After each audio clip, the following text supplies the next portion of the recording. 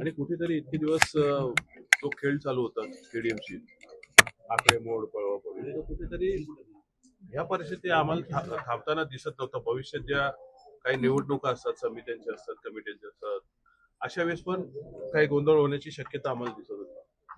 तर अशा वेळी आम्ही कुठेतरी एक बाजू अशी स्टेबल राहावी या इथून एक पाठिंबा दिलेला आहे.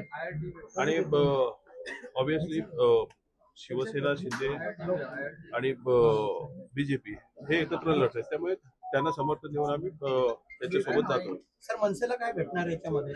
भेटायचं काय, ते सत्तेत असल्यावर कामं झाली, बस झाली आम्हाला, बाकी भेटण्यासाठी वगैरे आम्ही अजून कोणते पक्ष आहेत? उद्धव ठाकरे पक्षाला तुम्ही काही सांगितलेलं आहे का? तुम्ही एका युतीमध्ये लढले होते. हो बरोबर आहे, आम्ही युतीमध्ये लढलो होतो, पण काय झालं, सुरुवात काही नगरसेवक गायब झाले. अशा वेळेस आम्हाला आमच्या नगरसेवकांची चिंता होती, दुसऱ्याची त्या गटाची चिंता होती. कुठेतरी त्यासाठीच आम्ही निर्णय घेतलेला आहे. केडीएमसी ची पूर्ण जी जनता आहे ती बोर झाली या प्रकारात सगळ्यांना, की इतके दिवस जे राजकारण चालू आहे झालं एक्झॅक्टली तसं तिथे काय होण्याची शक्यता होती. आणि या अशा गोष्टी होऊ नयेत यासाठी आम्ही हा घेतलेला निर्णय.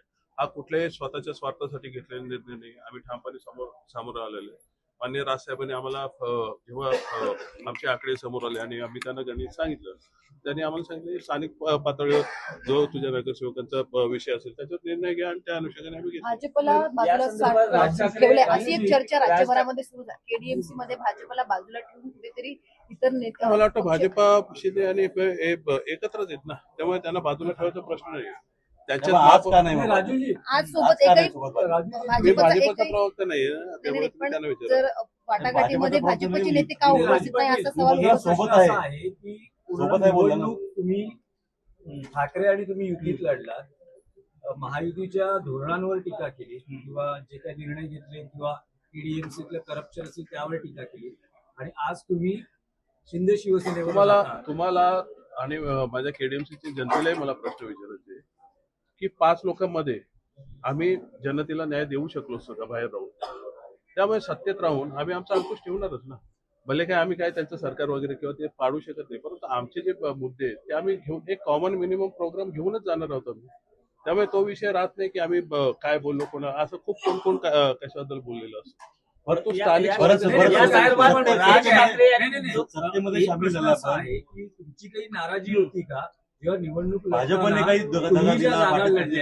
इथेही शिवसेना उभाटाने एबी फॉर्म दिले, तर अशी काही तुमची नाराजी होती? काही गोष्टी तिथे घडल्या होत्या, काही सीट माझ्या पडल्या पण होत्या, परंतु ती नाराजी व्यक्त करण्याची वेळ नाहीये. माननीय राजसाहेबांनाही माहिती आहे, उद्धवजींनाही माहिती, परंतु तो स्थानिक नेतृत्वाचा त्यांचा विषय होता.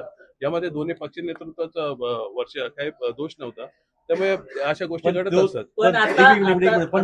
पण तो जो माघार घेण्याचा प्रकार झाला नसता तर मनसेचे 5 चे 10 झाले असते, परंतु नाही झाले. आता जी परिस्थिती ते घेऊन जायचं, जर त्याला जाण्यात काय पॉईंट नाहीये. आम्ही एक चांगला मुद्दा घेऊन इथे चाललोय की आम्हाला या राजकारणाला कुठेतरी एक ठराव द्यायचा होता, हे स्टेबल करायचं होतं. ते आता या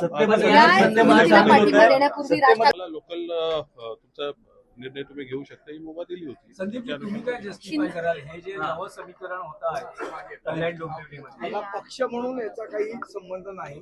जो निर्णय आहे तो स्थानिक नेतृत्वाला घ्यायचा अधिकार सन्मान्य राजसाहेबांनी घेतलेला. जे स्थानिक राजकारण ज्या पद्धतीचं चालू होतं त्या ह्याच्यात जनतेच्या हिताच्या दृष्टीने जो निर्णय योग्य वाटला तो आमच्या स्थानिक नेतृत्वाने पक्ष म्हणून नाही, स्थानिक स्तरावर घेतलाय, पण पक्ष म्हणूनच स्थानिक स्तरावर घेतलेला आहे ना निर्णय. तुम्ही युतीमध्ये निवडणुका लढता. बघा कसं असतं, प्रत्येक वेळी आता उद्धव बाळासाहेब ठाकरे गटाने चंद्रपूरमध्ये भारतीय जनता पक्षाला पाठिंबा दिला की नाही दिला?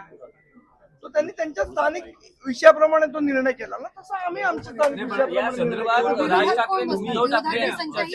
चंद्रपूरमध्ये तुम्ही आणि उभाटा असे एकत्र लढलेले का? कारण समजा जर तो त्यांनी निर्णय घेतला असेल, चंद्रपूरमध्ये आमचे पण उमेदवार लढले नाही, पण तुम्ही युतीत लढले. मुळात असं आहे बघा, आम्ही सगळ्यांचीच लढलो ना कल्याण डोंबिवलीला. आमच्या विरुद्ध 8 उमेदवार यांचे पण होते, उद्धव बाळासाहेब ठाकरेंच्या शिवसेनेचे पण होते. आम्ही शिंदेच्या शिवसेनेबरोबर पण लढलो, आम्ही भारतीय जनता पक्षाबरोबर लढलो, सगळ्यांबरोबर लढलो. शेवट असं आहे की आता एकदा निवडणूक संपल्यानंतर जे आमचे निवडून आलेले नगरसेवक आहेत त्यांना जे योग्य वाटतं त्या पद्धतीने निर्णय घ्यायची मुभा पक्षाने राजू पाटील यांना दिलेली, त्याप्रमाणे जो हिताचा पक्ष हिताच्या दृष्टीने स्थानिक राजकारणाच्या दृष्टीने जो योग्य निर्णय तो त्यांनी केला, याच्यामध्ये पक्ष म्हणून काही भूमिका नाही, स्थानिक जे राजकारण आहे त्या अनुषंगाने घेतलं. लोकशाही मराठी ऐका, पहा, जागरूक रहा.